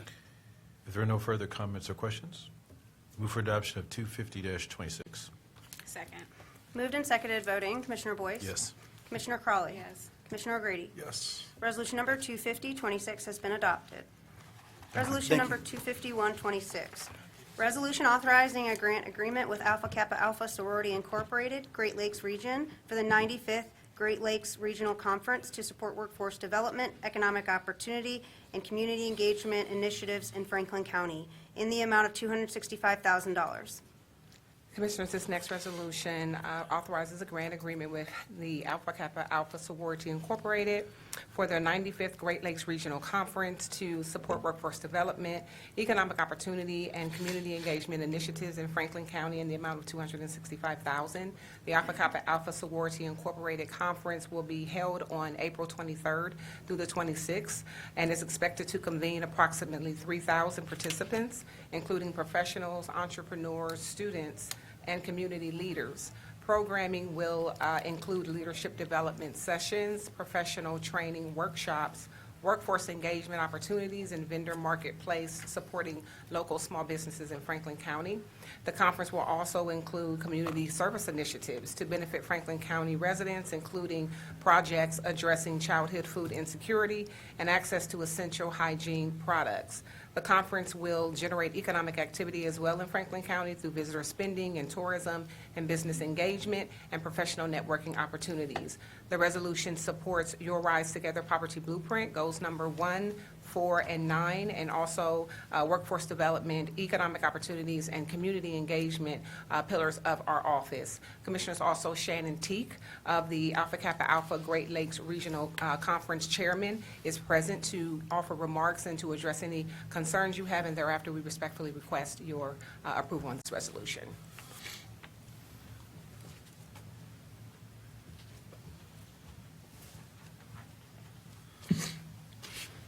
Good morning, Commissioners and County Morning. Administration. Morning. On behalf of Alpha Kappa Alpha Sorority Incorporated, Great Lakes Region, where our Regional Director is Gwendolyn L. Kirtley, I extend our sincere gratitude to the Franklin County Board of Commissioners for your generous sponsorship and support of our 95th Great Lakes Regional Conference. Your support makes it possible for us to bring this significant regional gathering in Franklin County, and we are truly thankful for your partnership. Your investment is more than financial. It is a meaningful partnership that reflects a shared commitment to community, economic vitality, and collective progress. Because of your support, we are able to welcome more than 3,000 attendees across the Great Lakes region to Franklin County for our conference that is centered on leadership, service, sisterhood, and impact. This conference will benefit the county in very real ways by bringing heavy tourism to the area and increasing activity for hotels, restaurants, transportation providers, and other local attractions and businesses. Experience Columbus has been working very closely with us as we prepare businesses in the area and in the area around the convention center and within a 13-mile radius of downtown. The women of our organization will be participating in service projects, as Director Austin mentioned, that will directly impact members of the community. All of the proceeds and donations from both service projects will benefit Columbus City Schools. We are also intentional about making sure that the impact reaches local entrepreneurs and small businesses. Through our Entrepreneur Showcase, which this year we have renamed as the Franklin County Development Hub, we are creating space to highlight businesses, expand their visibility, and connect them with conference attendees, while our newly created Wall of Gratitude will recognize this and celebrate the businesses and organizations that have partnered with us this year. In alignment with Alpha Kappa Alpha's commitment to economic empowerment, our conference also reflects broader economic mobility efforts by creating opportunities for exposure, connection, and investment in businesses and communities. That work complements the county's interest in strengthening economic opportunity, supporting local enterprise, and ensuring that growth is shared across the community. Your sponsorship helps us host a conference that is not only meaningful to our members, but also beneficial to Franklin County as a whole. We are grateful for your leadership, your partnership, and your investment in initiatives that uplift communities and create lasting impact. Thank you. Please. I just wanted to say, one, thank you to the Alpha Kappa Alpha Sorority Inc. Organization for sorority, not for just talking the talk, but walking the walk. My wife is an AK member. We have a member of the Board of Commissioners that's a member of the AK.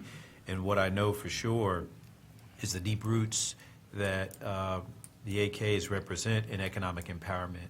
For those of you who might be familiar with the Panhellenic Nine, you should know that among those groups, so all of the fraternities and sororities, I'm a member of the Omega Psi Phi fraternity, the AKAs actually are one that has a very large credit union that is probably one of, a credit union different than a bank is a nonprofit and generally serves a membership, if you will. And theirs is quite large, and most people don't know that about the AKs. So that economic empowerment that you speak of is serious and real. The AKs also have the largest foundation of all of the 9 fraternities and sororities, and quite significantly different.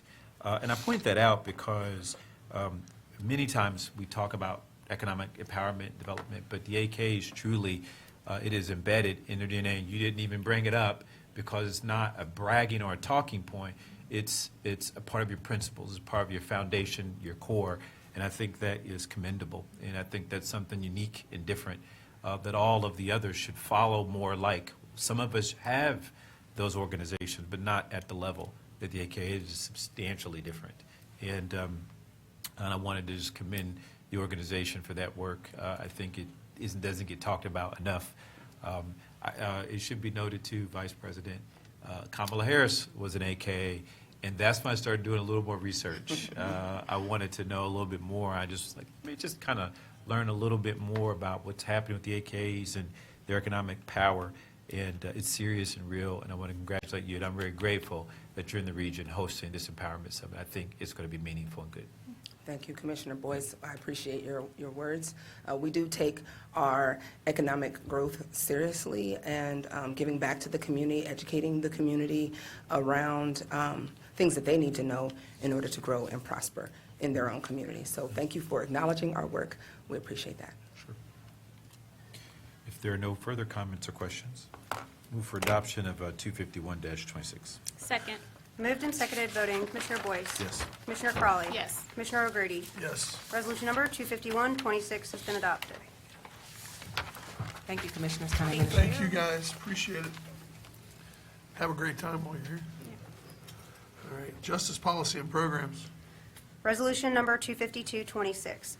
Resolution authorizing the execution of the pre-award conditions and acceptance of the Franklin County FY 2025 Services Training Officers Prosecutors Violence Against Women Act Administrative Grant Award and granting authority to the county administrator to sign all acceptance documents and waivers related to the grant program in the amount of $25,807.48.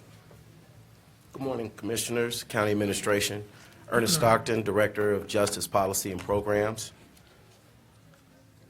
This funding for this grant is provided by the Ohio Office of Criminal Justice Services as a pass-through for the Federal Office on Violence Against Women. The administrative grant will require a cash match of $6,451.87 from Franklin County's general fund, leading the total award amount to $25,807.48. Administrative funds will be used to offset OJPP's personnel costs necessary to administer the Violence Against Women block grant. The award period is from January 1st, 2026 to January 31st, 2026. Subrecipient awards will be brought before Commissioners under a separate resolution. Pending any questions, I ask your approval for this resolution. If there are no comments or questions, move for adoption of 252-26. Second. Moved and seconded voting, Commissioner Boyce. Yes. Commissioner Crawley. Yes. Commissioner O'Grady. Yes. Resolution number 25226 has been adopted. Resolution number 25326, resolution authorizing the execution of the pre-award conditions and acceptance of the Franklin County FY 2025 Services Training Officers Prosecutors Violence Against Women Act Block Grant Award and granting authority to the county administrator to sign all acceptance documents and waivers related to the grant program in the amount of $749,995.99. Yes. Also, Commissioners, this funding for this grant will also be provided by the Office of Criminal Justice Services as a pass-through for the Federal Office on Violence Against Women. Office on Violence Against Women. The grant funds will also be used to enhance prosecution, law enforcement, victim services targeted to female victims of domestic violence, sexual assault, stalking, and dating violence. The award period is January 1st through 2026 to December 31st, 2026. Subrecipient awards will also be brought before the Commissioners under a separate resolution. Pending any questions, I ask your approval for this resolution. If there are no comments or questions, move for adoption of 253-26. Second. Moved and seconded voting, Commissioner Boyce. Yes. Commissioner Crawley. Yes. Commissioner O'Grady. Yes. Resolution number 25326 has been adopted. Thank you. Thank you, Ernest. Purchasing. Resolution number 25426, resolution approving purchases for various Franklin County agencies in the amount of $6,253,597.32. Good morning, Commissioners, County Administration. Sharon Sabri, Fiscal Support Analyst, Purchasing. Resolution number 2. This resolution requests your approval of 66 purchase orders. The County Auditor has pre-certified available funding. And pending any questions, I respectfully request your approval of this resolution. If there are no comments or questions, move for adoption of 254-26. Second. Moved and seconded voting, Commissioner Boyce. Yes. Commissioner Crawley. Yes. Commissioner O'Grady. Yes. Resolution number 25426 has been adopted. Resolution number 25526, resolution approving purchases for various Franklin County agencies in the amount of $63,768.50. This resolution requests your approval of 5 purchase orders. The County Auditor has pre-certified available funding, and pending any questions, I respectfully request your approval. If there are no comments or questions, move for approval of Resolution 25526. Second. Moved and seconded voting, Commissioner Crawley. Yes. Commissioner O'Grady. Yes. Commissioner Boyce. Abstain. Resolution number 25526 has been adopted with Commissioner Boyce's noted abstention. Thank you. Thank you. Thank you. Board of Commissioners. Resolution number 25626, resolution authorizing the county administrator to execute the local workforce Area 11 Memorandum of Understanding for the Workforce Development System Good morning, Commissioners. Chris Long, Deputy County Administrator. As stated, this resolution authorizes the County Administrator to execute the local workforce area MOU for the workforce development system. I'd like to thank the folks at Aspire and the City of Columbus as we work to finalize this agreement, and the Prosecuting Attorney's Office for their guidance as well. Pending any questions, would recommend your approval. If there are no comments or questions, move for adoption of T56-26. Second. Moved and seconded, voting. Commissioner Boyce. Yes. Commissioner Crawley. Yes. Commissioner O'Grady. Yes. Resolution number 25626 has been adopted. Resolution number 25726, resolution reappointing Agatha Brenneman to the Ohio Children's Trust Fund Central Ohio Regional Prevention Council. Good morning, Commissioners, County Administration. Michael Ruhrman, Assistant Director of Community Appointments. This resolution seeks to appoint Agatha Brenneman to the Ohio Children's Trust Fund Central Ohio Regional Prevention Council for a term ending April 9th, 2028. Pending any questions, we respectfully ask for your approval. If there are no comments or questions, move for adoption of T57-26. Second. Moved and seconded, voting. Commissioner Boyce. Yes. Commissioner Crawley. Yes. Commissioner O'Grady. Yes. Resolution number 25726 has been adopted. Thank you. Madam Clerk, are there any journalizations? We have 4 today. Case number ANX 926, an expedited Type 2 annexation petition. ANX 926 was filed with the Franklin County Economic Development and Planning Department on April 8th, 2026. The petition is requesting to annex .28 acres from Sharon Township to the City of Columbus. The petition will be considered by the Board of Commissioners on May 19th, 2026. The sites are 6733 Maple Canyon Avenue, PID number 252-000152, Maple Canyon Avenue, PID number 252-000151, Maple Canyon Avenue, PID number 252-000153, Maple Canyon Avenue, PID number 252-00154. Case number ANX 1026, an expedited Type 2 annexation petition. ANX 1026 was filed with the Franklin County Economic Development and Planning Department on April 8th, 2026. The petition is requesting to annex 167.2 acres from Madison Township to the City of Columbus. The petition will be considered by the Board of Commissioners on May 19th, 2026. The sites are 5680 Winchester Pike, PID number 181-000161, 4131 Bryce Road, PID number 181-000127. Case number ANX 1126, an expedited Type 2 annexation petition. ANX 1126 was filed with the Franklin County Economic Development and Planning Department on April 15th, 2026. The petition is requesting to annex 1.681 acres from Jackson Township to the City of Columbus. The petition will be considered by the Board of Commissioners on May 26th, 2026. The site is 2641 Gantz Road, PID number 160-001816.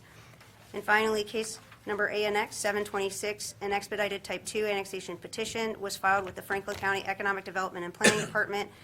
This was a petition to annex 4.79 acres from Prairie Township to the City of Columbus, involving 2 parcels and .316 acres of Galloway Road right-of-way with the adjoining right-of-way.